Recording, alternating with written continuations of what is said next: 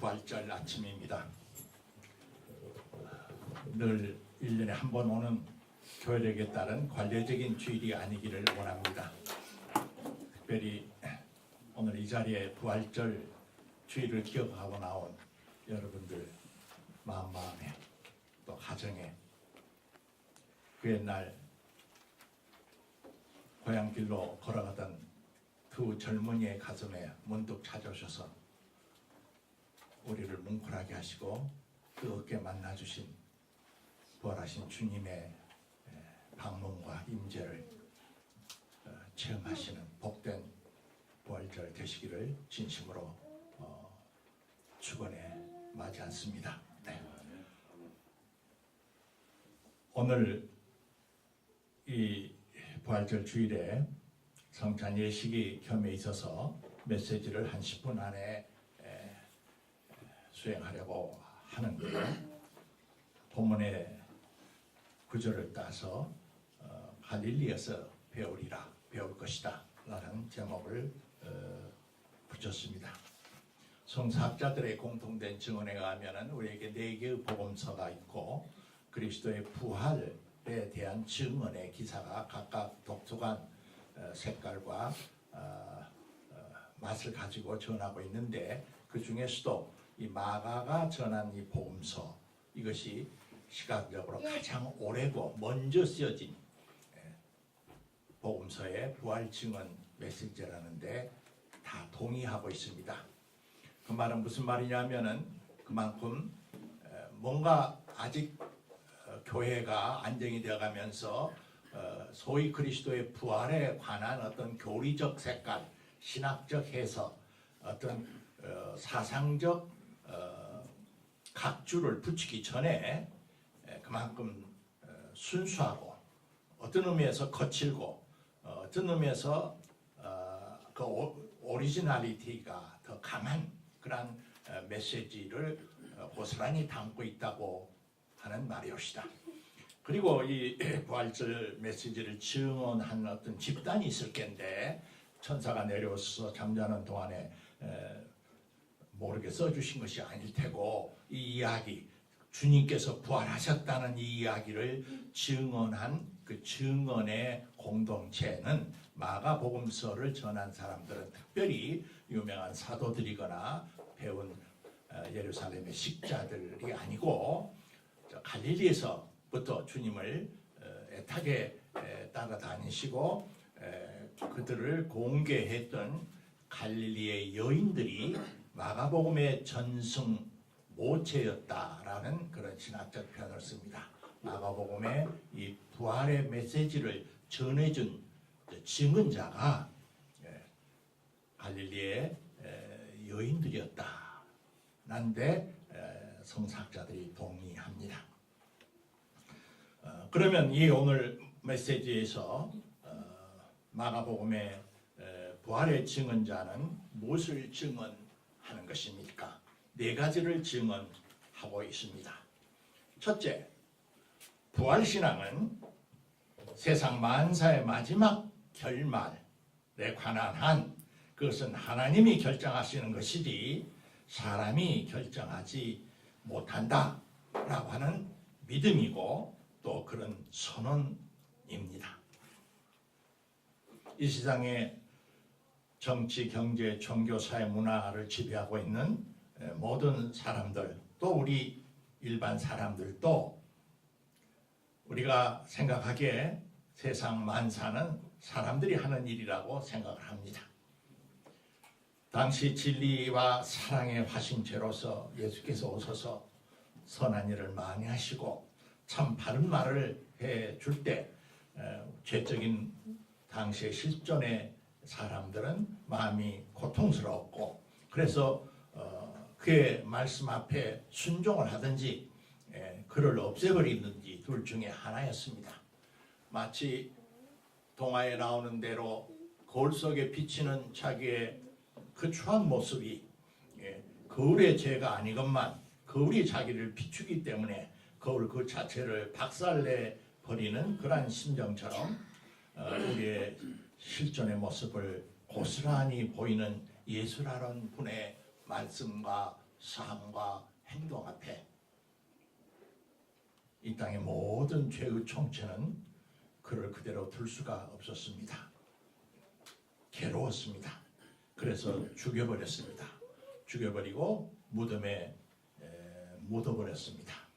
그러면 모든 것이 일단 끝난다고 생각했던 것입니다. 그러나 하나님은 아니다. 마지막 선언은 내가 한다. 바로 이것이 부활의 메시지입니다. 하나님의 행동적 계시 사건, 그것은 부활의 메시지의 첫째 일인데 이 세상 만사와 우주 만물의 마지막에 어떤 결정자, 그것은 사람이 아니고 하나님이시다 라고 하는 메시지를 증언하는 것입니다.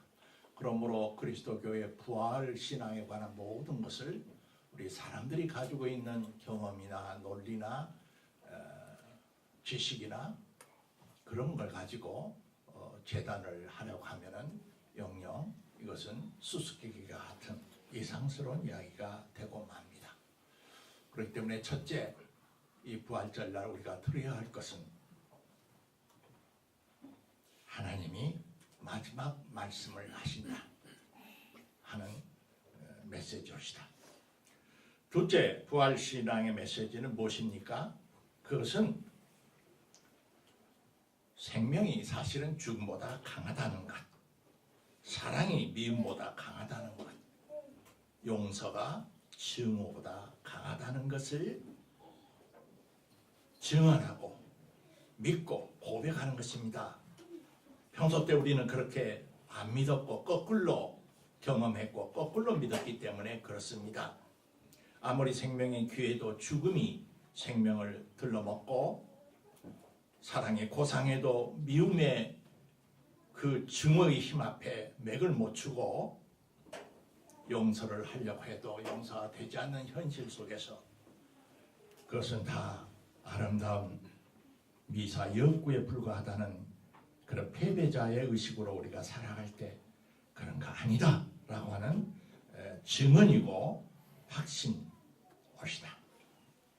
예루살렘 오순절 다락방 성령 체험 이후에 베드로가 한때는 비겁해서 선생님을 모른다고까지 부정했던 그가 참으로 과감한 설교자가 돼서 세상을 향해 첫 설교를 했던 마지막 결론이 이렇습니다.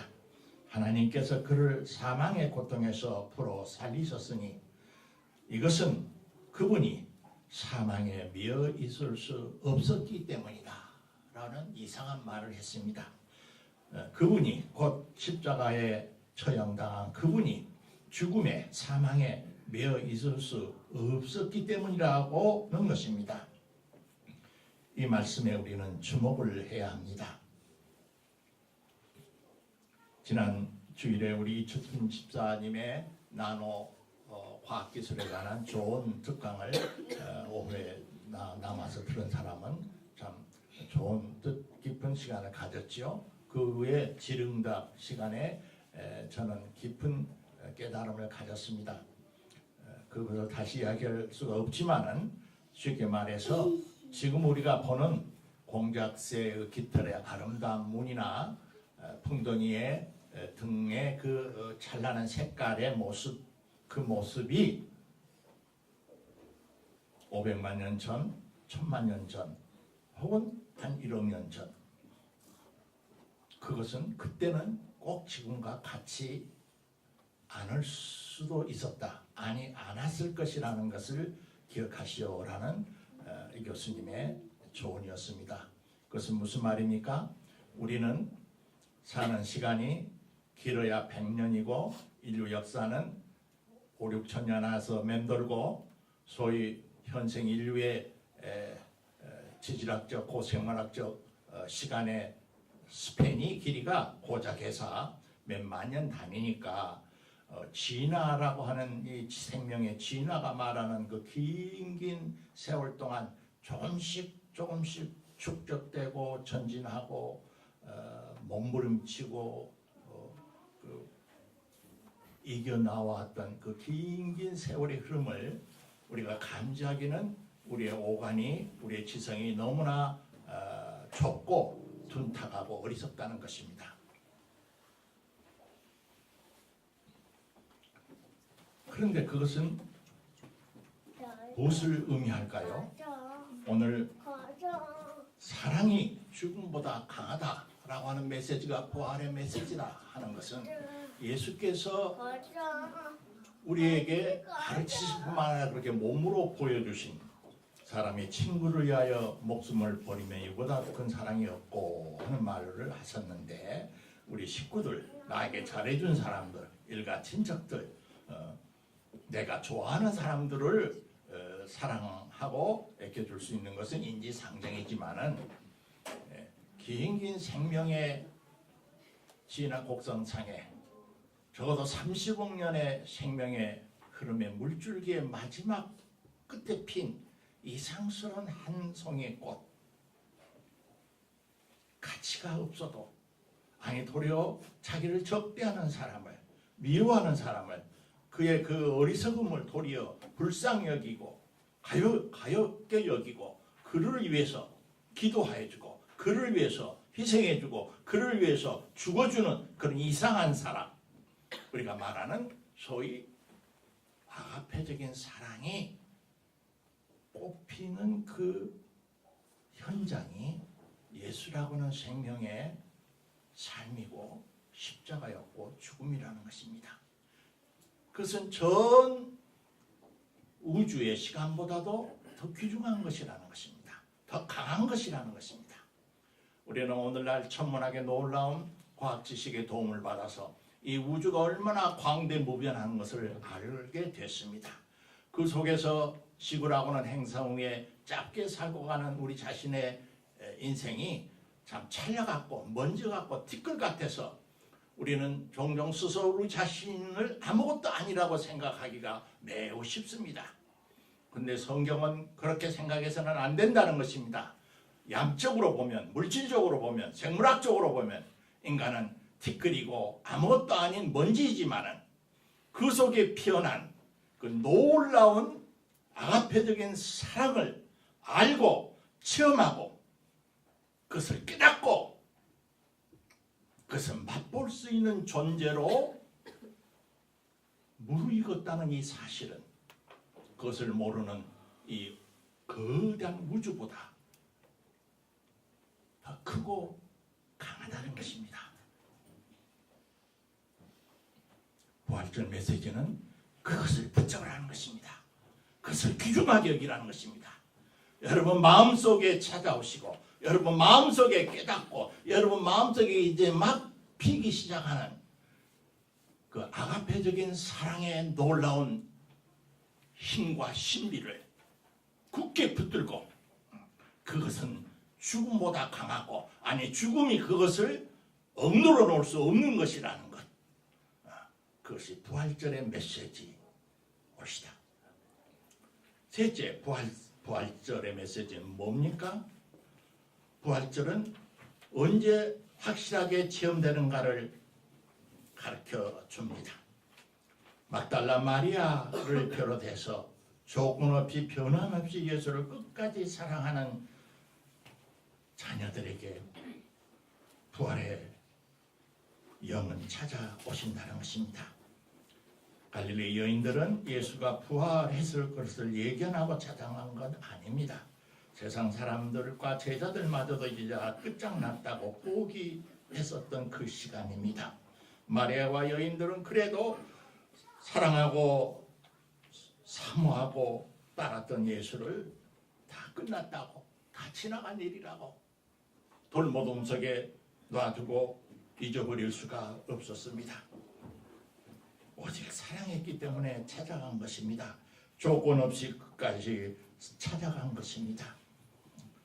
바로 그런 사람들에게 부활의 주님은 나타나신다는 메시지. 뿐만 아니라 이제 두 사람이 길을 걸어가면서 지난 며칠 동안 예루살렘에서 일어났던 그 처참한 예수 십자 처형의 이야기를 하면서 걸어갔을 때 문득 그들 가운데 동행자로 끼어들었다는 메시지입니다. 고난의 예수를 끊임없이 진지하게 생각하는 사람에게 부활의 영은 찾아오신다는 것입니다. 그리고 셋째, 이제 11 제자들이 모여서 음식을 나눌 때 찾아오셨다고 그랬습니다. 밥상 공동체입니다. 사귐과 밥을 함께 먹고 친교를 터닥게 하는 그 시간이 얼마나 귀중한 것인가를 말해줍니다.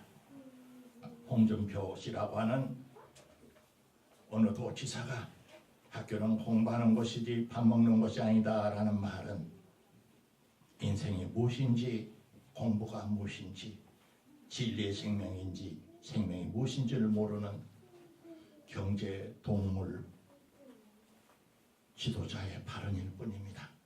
마지막, 부활신앙은 무엇을 말합니까? 부활의 메시지는 무엇을 우리에게 전하려는 것입니까? 부활하신 예수를 빈 무덤에서 찾지 말고 갈릴리로 가서 만나라는 메시지입니다.